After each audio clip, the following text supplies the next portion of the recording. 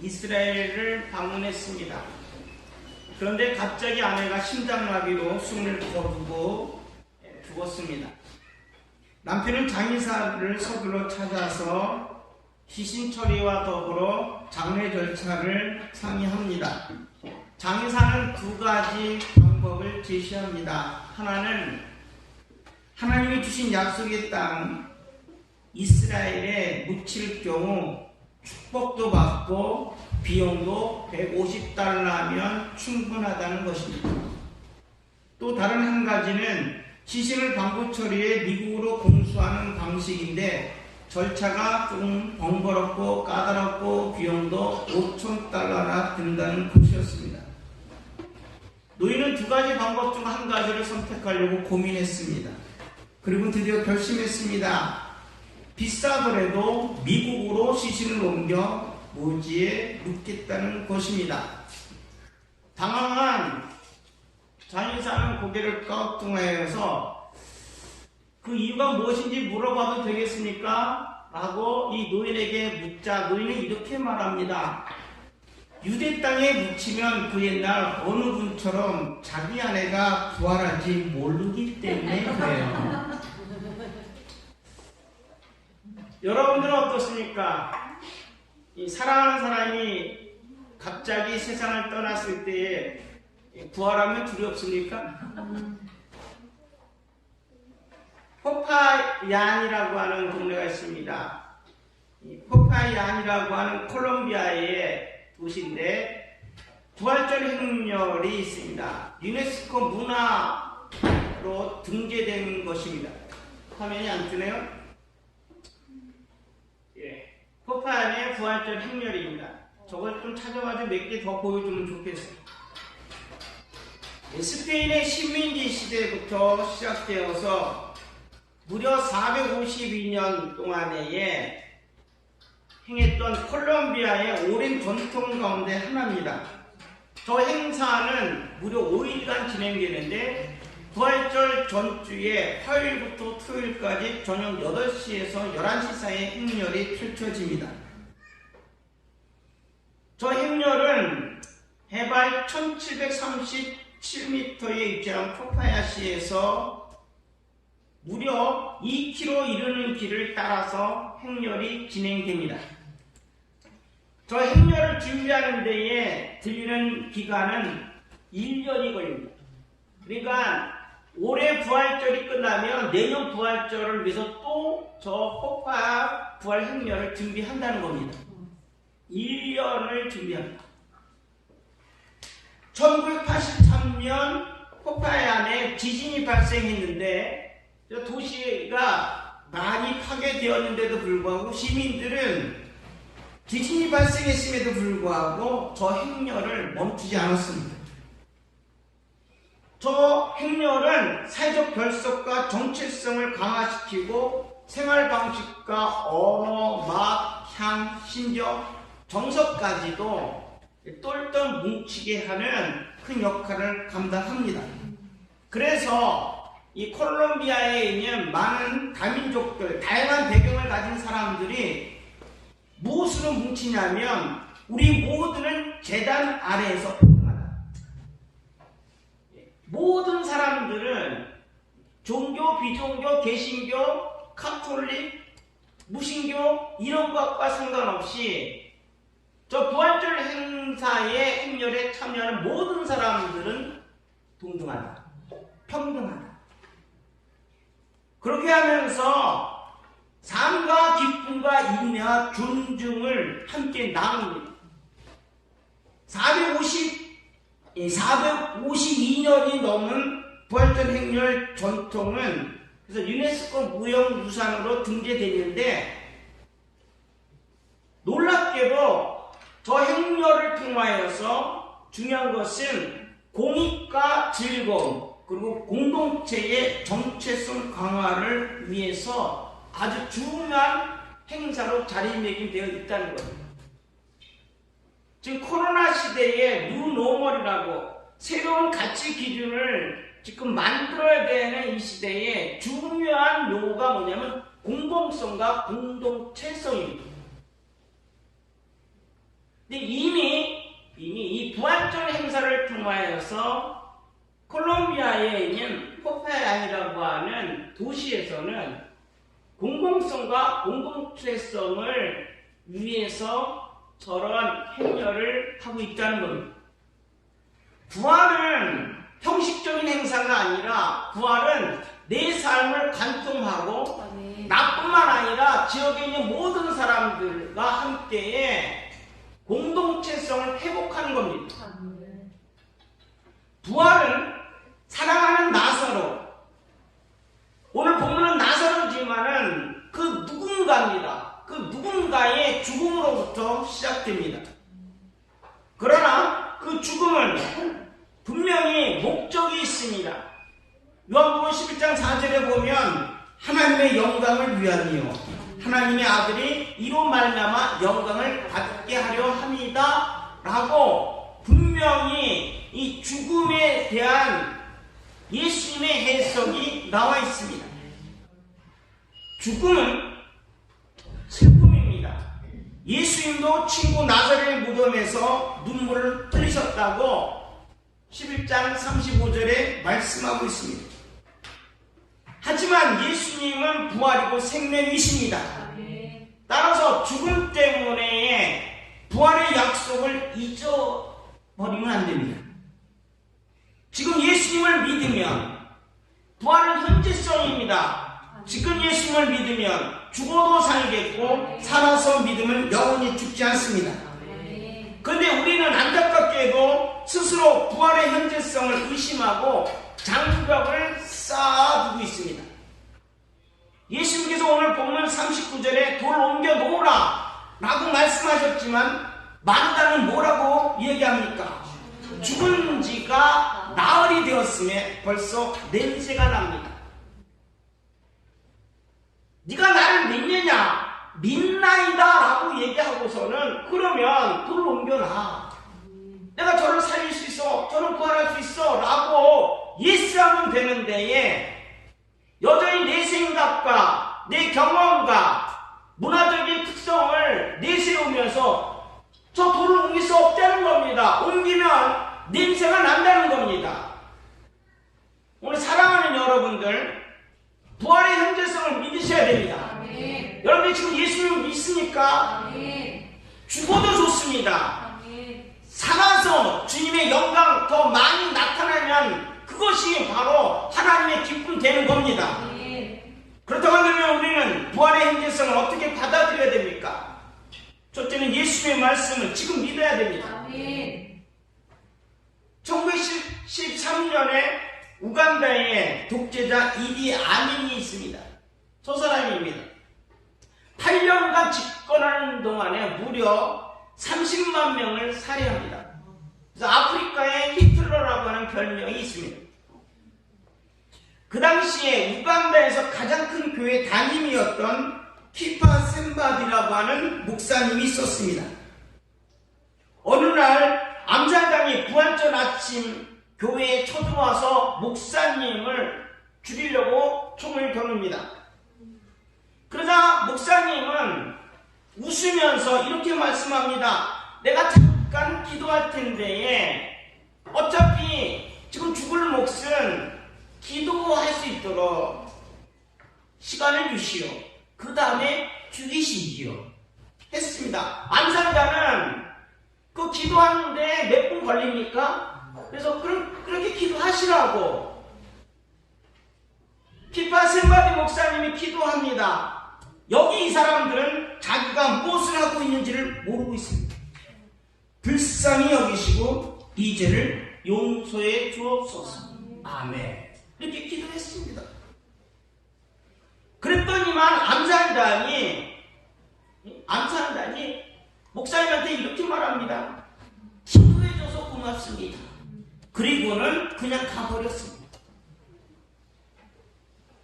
자, 그렇다고 한다면 키파 셈바디라고 하는 목사님, 죽음의 위험에서 어떻게 이렇게 당당하게 기도할 수 있었을까?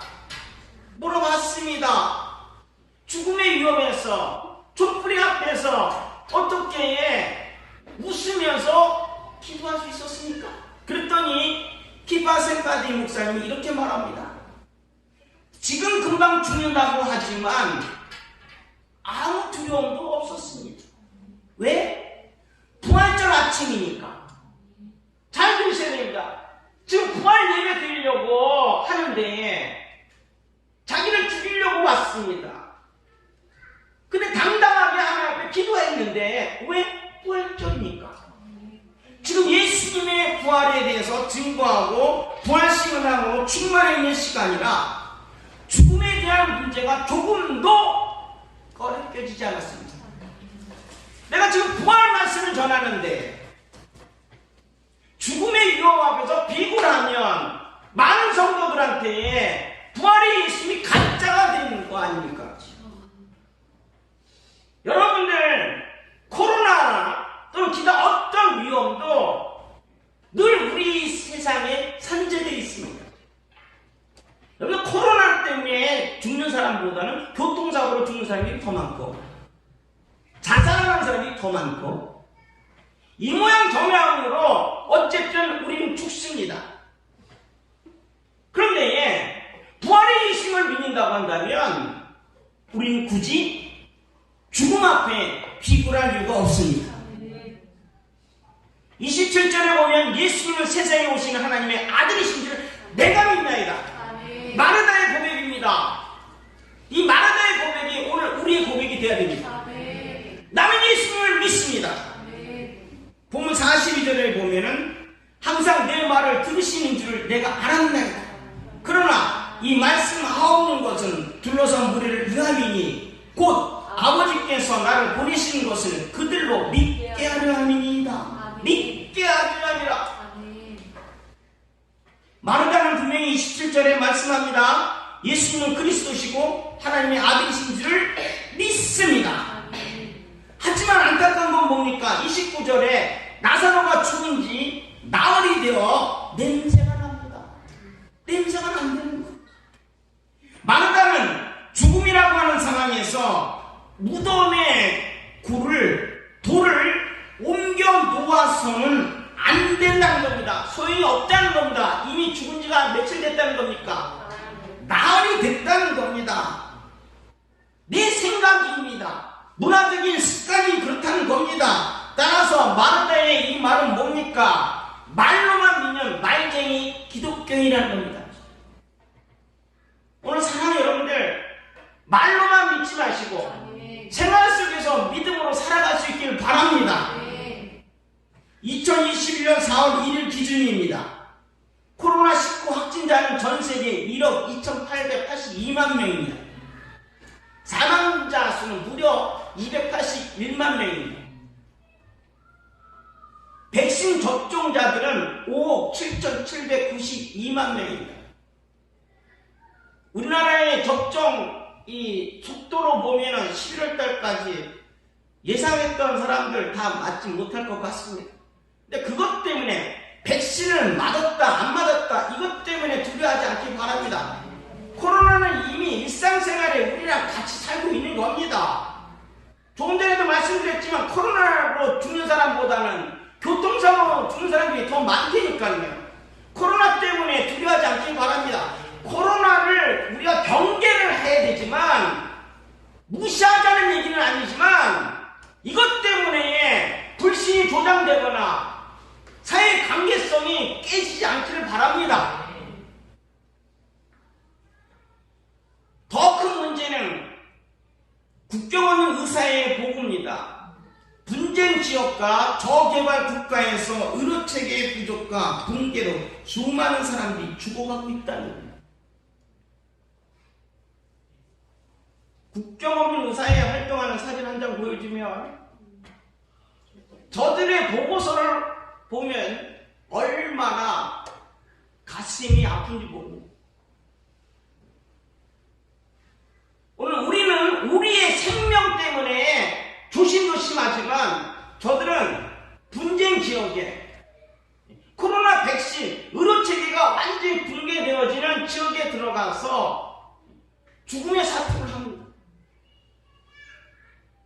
이래도 좋고 저래도 좋고 왜? 부활의 믿음에 있는 사람들은 나보다 더 어려운 이웃들을 볼 수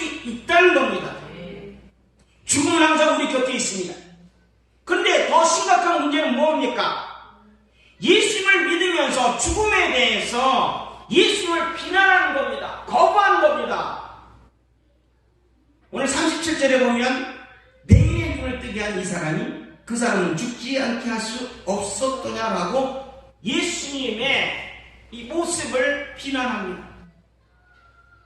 사랑하는 여러분들, 왜 나사로를 병들었을 때 빨리 가서 고칠 수 없었겠습니까? 그런데 예수님 분명히 말씀합니다. 나사로를 통해서 하나님의 영광이 나타나고 주변에 있는 모든 사람들이 부활이라고 하면서 믿게 하기 위함이라. 죽음도 복음을 증거하는 도구가 될 수 있다는 겁니다. 내 죽음이, 내가 당당하게 부활의 예수님을 믿고 내 죽음을 받아들이면 그 현장에 있는 많은 사람들이 하나님의 영광을 볼 것이고 하나님의 부활을 믿게 된다는 겁니다.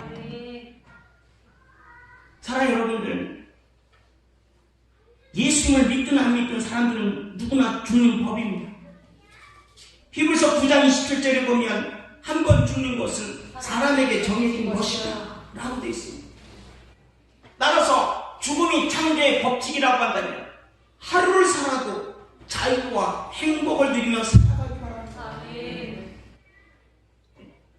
코로나 국면에서 여러분들이 방콕에 들어와서 사회적 활동이 제한됐다 하여 관계성도 여러분들이 다 끊어버리고 조마조마 사는 것이 좋습니까? 코로나를 경계할 때에 관계성을 깨뜨리지 말고 삶이 나를 괴롭힌다 할지라도 어려움이, 경제적인 고통이 따라온다 할지라도 부활의 예수님을 믿는 사람은 오늘 하루가 행복해야 됩니다. 절대로 기쁨을 잃어버리지 않기를 바랍니다. 그러면 그 방법이 뭡니까? 간단한 겁니다. 부활의 예수님을 믿고 오늘을 살다가 죽고 내일의 부활을 확신하고 살아가면 됩니다. 오늘 이런 부활이 여러분들의 부활이 될 수 있기를 주님의 이름으로 축복합니다. 두 번째는 막힌 돌을 옮겨 놓아야 됩니다. 3대 독자를 준 한 어머니가 신실한 불교인이었나 봅니다. 석가모니에게 찾아가서 죽은 자기 아들을 살려달라고 애원을 합니다. 석가모니는 물건을 쳐다보다가 이런 조건을 내놓습니다. 부인, 내가 당신의 아들을 살려드리겠어. 그런데 조건이 하나 있어. 저 동네에 들어가서 아무도 죽음의 고통을 당해보지 아니한 집에서 겨자씨 하나를 구해오시오. 부인은 한 가닥 희망을 붙잡고 20도지 다니면서 죽음을 막고자 하는 집에서 겨자씨 하나를 구해오려고 백방으로 노력합니다. 하지만 어느 집에서도 겨자씨 하나를 구하지 못합니다. 다시 돌아와서 석가모니에게 얘기합니다. 그런 겨자씨를 구할 수 없었습니다. 석가모니가 말합니다. 그렇지요. 잘 들으세요. 그렇지요. 죽음의 슬픔이란 모든 인생에서 다 임하는 것인데 그대의 아들이라고 왜 당하지 않겠습니까? 세상 어디에도 죽음의 슬픔이 없는 가정은 없다는 겁니다. 근데 더 놀라운 것은 석가모니는 죽은 자도 살리지 못했고 결국 자신도 죽습니다. 자신이 죽는 데에 여러분들 석가모니는 인도 능스 해안에 묻혀 있습니다. 능스 해안에 묻혀 있습니다. 그 다음에 마호메트는 사우디아라비아의 메카에 묻혀 있습니다. 또 공자는 중국의 장평양에 묻혀 있습니다. 또 여러분 중국은 이 모택동을 굉장히 숭배하지만 천안광장에 모택동 미이라가 안치되어서 자랑하고 있습니다. 저렇게 자랑합니다. 또 소련은 붉은 광장에 레닌의 미이라 시신을 보여주면서 국부라고 또 자랑합니다. 여러분들 우리가 알고 있는 3대 성인 다 죽어서 죽음의 무덤이 있습니다. 그러나 놀라운 건 뭡니까? 기독교의 예수님은 결코 무덤을 자랑하지 않습니다. 죽음을 자랑하지 않습니다. 왜냐하면 예수님 부활하셨습니다. 그 증거가 뭡니까? 예수님의 무덤은 빈 무덤입니다. 저도 저곳에 가봤지만은 아무것도 없습니다. 예수님의 부활에 죽음은 결코 장애가 될 수 없습니다. 하지만 현대인들은 자꾸 자꾸만 죽음을 거부하고, 특별히 예수 믿는 사람들, 우리 죽습니다. 죽음을 자꾸만 저항합니다. 엘리자베스 퀘플러 노스는 저가 사망과 인종에 대하여라고 하는 책에서 말기 암으로 고통당하여 죽어가는 환자들을 심리 분석을 연구합니다. 그러고서는 심리 연구를 했는데 그 결과가 뭐냐면, 사람은 죽음에 직면했을 때에 5가지 반응을 보인다는 겁니다. 첫 번째는 사랑하는 사람이 죽었다. 그러면 부인한다는 거예요. 거부한다는 거예요. 저항한다는 거예요. 아니야! 라고 거부한다는 거예요. 그리고 분노하고, 그 다음에 결국 죽음을 받아들이고, 죽음을 받아들이는 순간에 우울에 빠지고, 그리고는 끝내는 수용한다는 거예요. 오늘 마리아와 마르다 역시 나사로의 죽음을 부인하고 있습니다. 예수님께서 내가 부활이야, 살아서 믿으면 분명히 일어날 수 있어 라고 하는데, 내가 믿나이다 라고 말을 하고서는 여전히 죽음을 거부하고 저항하고 하는 겁니다. 오늘 사랑하는 여러분들, 예수 부활하셨습니다. 그 믿음이 여러분들에게 확고한 믿음으로 정해져 있다고 한다면, 막힌 돌을 분명히 옮겨 놓아야 됩니다. 죽음을 여러분을 받아들이시고, 부활을, 예수님을 또 받아들이셔야 됩니다. 본문 39절에 보면 예수님은 돌을 옮겨 놓으라 하셨습니다. 죽음의 장벽을 제거하라는 말씀입니다. 예수님은 돌을 옮겨 놓지 않아도 말씀으로 분명히 나사로야 나오라 하실 수 있습니다. 이해됩니까? 그러면 도대체 왜 예수님은 돌을 옮겨 놓으라고 말씀하셨을까? 사람들은 지금 관점이 다른 겁니다. 사람들은 나사로가 죽었다는 겁니다. 그래서 돌로 무덤을 막은 겁니다. 죽었기 때문에 돌로 막은 겁니다. 끝장났다는 겁니다. 근데 예수님의 생각은 다릅니다. 예수님은 여러분 요한복음 11장 11절에 보니까 나사로가 잠들었으니 이제 깨우러 가자 말씀합니다. 믿음의 눈으로 볼 때는 잠든 겁니다. 깨우러 가자 하셨습니다. 따라서 예수님을 부활의 주님으로 믿는다면 우리는 스스로 부활의 장벽인 돌을 옮겨 놓아야 됩니다.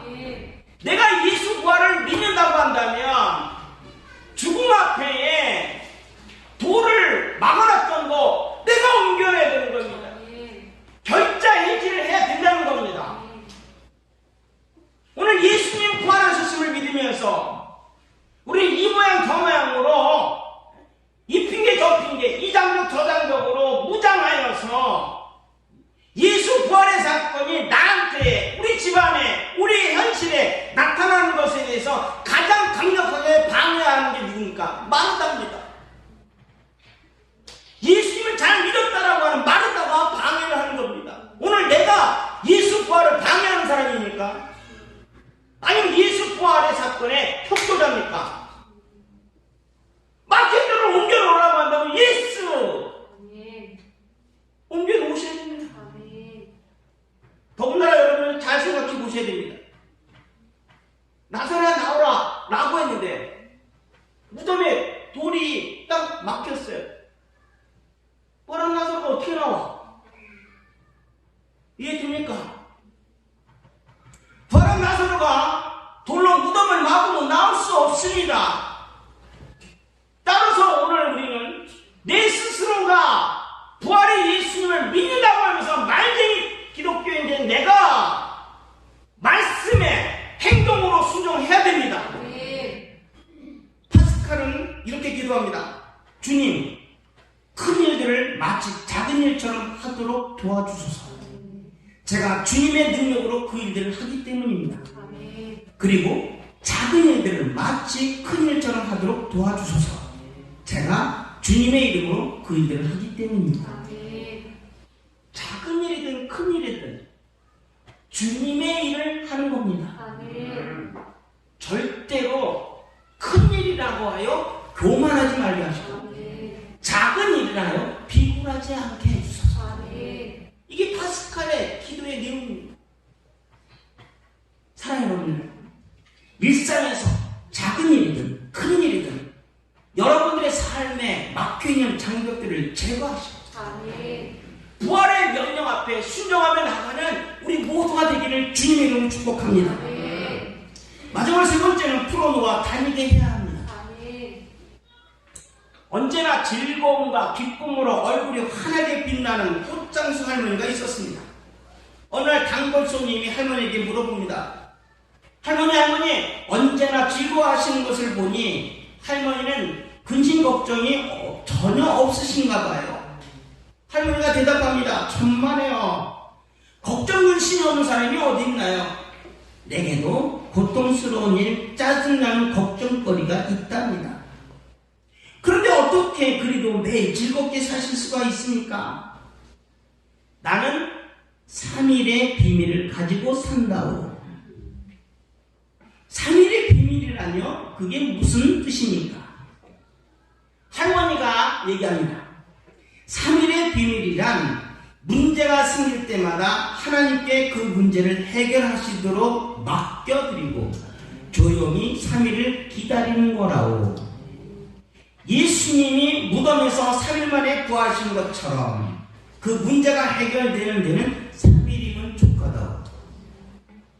때론 숫자대로 3일이 아닐 수도 있지만 주님의 부활 원리는 늘 동의하다오.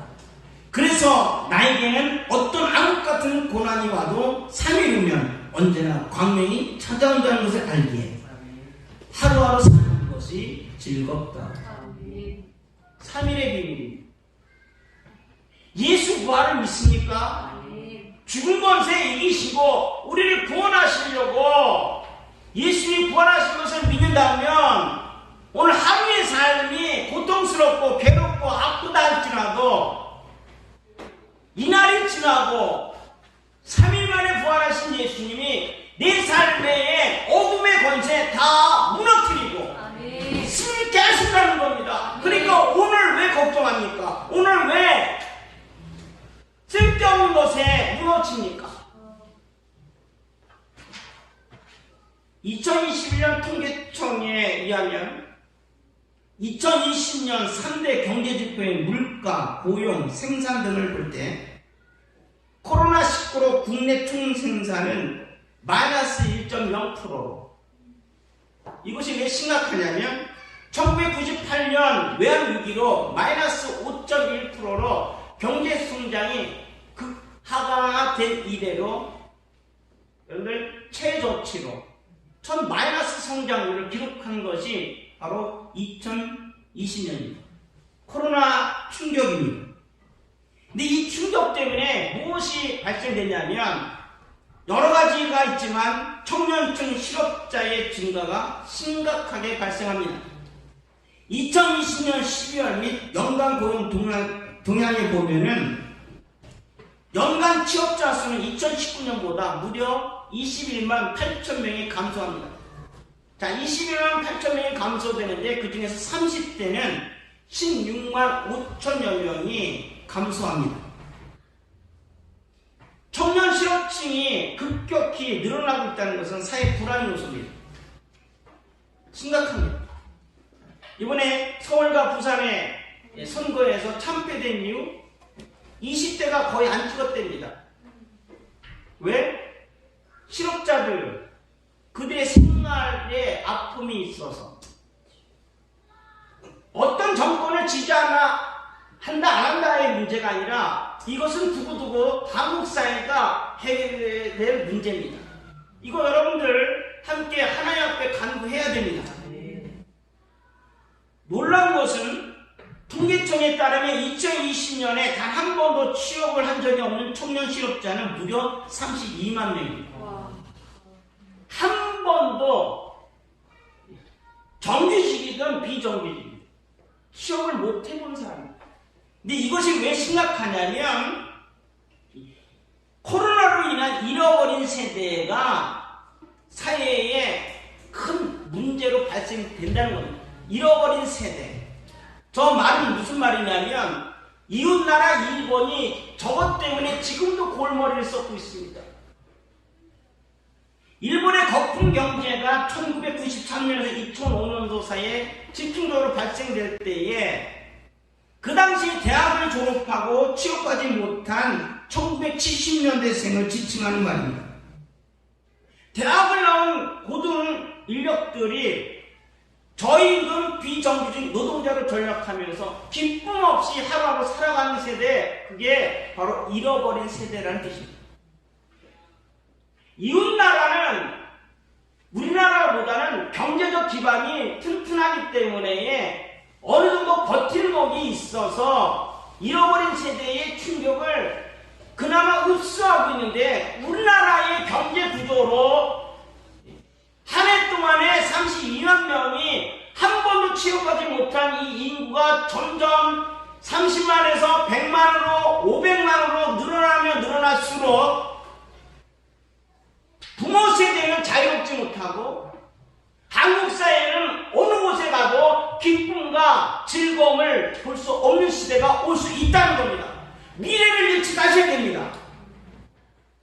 자유롭지 못합니다. 그러나 이 자유롭지 못한 이 세상에서 믿음의 성도들이요, 부활의 예수님을 믿는다면 우리는 우리를 올가매고 있는 모든 경제적인 고통, 여러 가지 아픔의 문제를 풀어놓아 예수 부활로 자유롭게 다닐 수 있습니다. 본문 44절에 보면 죽은 자가 수족을 배로 동일체로 나오는데 그 얼굴은 수건에 쌓였더라. 예수께서 이르시되 풀어놓아 다니게 하라 하시니라 라고 됐습니다. 부활한 나사로, 이 나사로는 하나님께서 나를 도우신다라는 뜻입니다. 여전히 예수 말씀합니다. 나사로야 나와라. 살아났습니다. 근데 살아나서 이제 돈도 치웠습니다. 나왔습니다. 나왔는데 그의 모습이 어떻습니까? 몸과 얼굴은 배와 수건으로 묶이고 쌓여있습니다. 따라서 다시 살아난 나사로가 산자의 모습을 회복하려면 문제가 있습니다. 무슨 문제입니까? 묶여있는 것을 풀어놔야 됩니다. 죽음의 근원을, 죽음의 잔재를 제거해야 됩니다. 여러분들, 어쩌면 내 안에는 과거의 잔재가, 과거의 패배가, 과거의 식민지의식이, 과거의 노예의식이 나를 붙잡고 있습니다. 안 된다는데, 죽었다는데, 놀라고 지금 살아났는데, 예수 부활로 지금 내가 살아났는데 왜 죽었다고 본인은 자꾸만 고집합니까? 살아났습니다. 살아났습니다. 부활은 어둠에서 빛으로의 전환입니다. 예수님은 분명히 이사야 42장 7절의 말씀을 인용하십니다. 그 말씀이 뭡니까? 사망의 땅과 그늘에 앉은 자들에게 빛으로. 오늘 우리는요, 지금 이 땅에 앉아있는 것 자체가 행복해야 되는데 현실은 어디 그렇습니까? 사망의 땅이고 그늘진 곳이냐? 하루를 예측할 수 없는, 미래를 예측할 수 없는 불안입니다. 맞습니다. 이것이 사실입니다. 그러나 우리에게는 부활의 믿음이 있습니다. 지금 죽어도 다시 살 것이고, 죽은 후에도 부활의 모습으로 하나님 나라에 입성함을 오늘 내가 믿기 때문에 내일을 두려워하지 않습니다. 따라서 여러분들, 부활의 예수님을 믿는다면 사망과 그늘에 앉은 상황에서 예수님 말씀으로 자유와 해방과 기쁨을 누릴 수 있는 우리 모두가 되기를 주님의 이름으로 축복합니다.